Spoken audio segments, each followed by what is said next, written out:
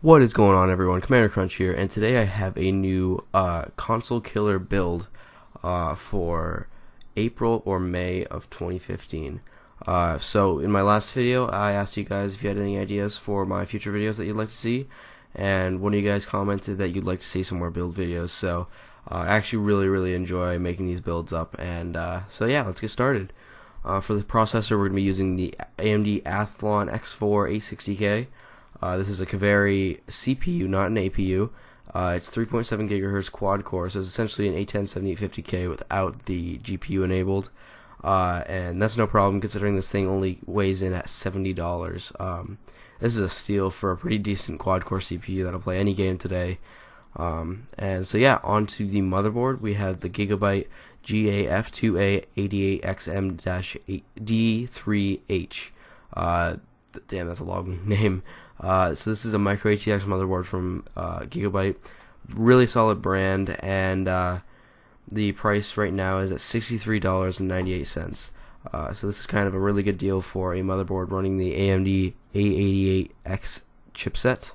This is their latest chipset for the FM2 Plus socket, so that's always good. It enables some decent overclocking, and this has a pretty good feature set for this motherboard. It's got two PCI 16 slots. It's got USB 3.0, SATA 6. So yeah, you're all set on that for peripherals. And onto the RAM, we fit in a full 8 gigabyte kit of G-Skill Sniper Series DDR3 1866 megahertz RAM. This is a little bit faster than stock DDR3, so it'll give you some nice performance for rendering and gaming. For the hard drive, we're running a standard Western Digital Caviar Blue. This is a 1 terabyte hard drive. Not much more to say there. WD drives are always super reliable. 1 terabyte of storage will get you tons of games. If you need any more storage in the future, you can definitely put another hard drive in there, another 1 or 2 terabyte hard drive. And if you wanted to upgrade in the future, I'd also recommend getting an SSD. They're really cheap now. They've come down in price a lot. So if you have an extra $70, I'd throw in a 240 gig SSD. Something like a PNY Optima or a Kingston SSD now would be a really great option. Just to load Windows and your favorite games on there. For my SSD, it's a 240 gig drive, and I just have Windows and pretty much just Windows and the Battlefield games, because the Battlefield games, we really need the good loading times for those, and they take up a ton of space with all the DLC. So, and onto the graphics card, which is the most important part of a gaming PC. I picked out the Gigabyte R9 270 WindForce Edition card.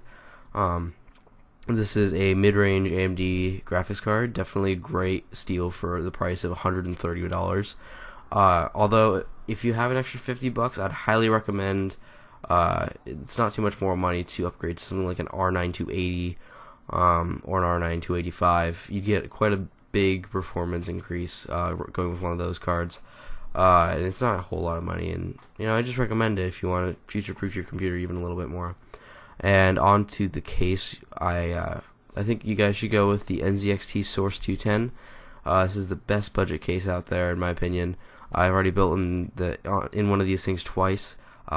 Tons of room. Not the most stylish case in the world, but when you're going for a sort of budget NPC like this, you can't really complain with a case that has great cable management. It's a great design. It's roomy. Not much more to say about it. It's a great case. And it only comes in at $35, so that's a really good deal.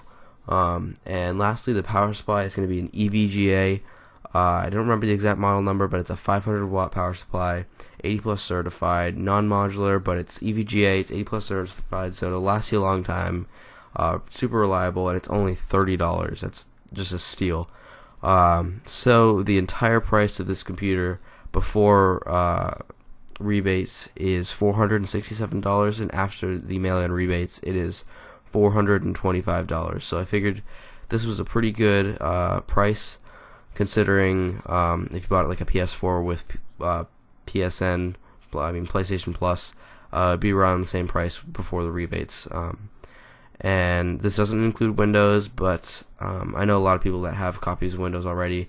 If you don't, it's an extra $80 or so, but I'd recommend, if you have a friend with a Windows disk, just the disk, take the disk, install it, and head over to g2a.com, and they have Windows 8.1 keys for like $30. So that's definitely what I'd recommend if you don't have a copy of Windows.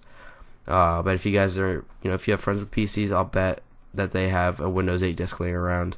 Go with that. Go to G2A and get yourself a copy for $30, and that's a great deal. So yeah, this is the console killer build for May 2015. If you guys enjoyed this, I would highly recommend building this computer. And if you want to see more build videos like this in the future, definitely leave a comment below. And if you want to see more videos from me in the future, please rate, comment, and subscribe for more content from me in the future. And see you guys later. Have a great day.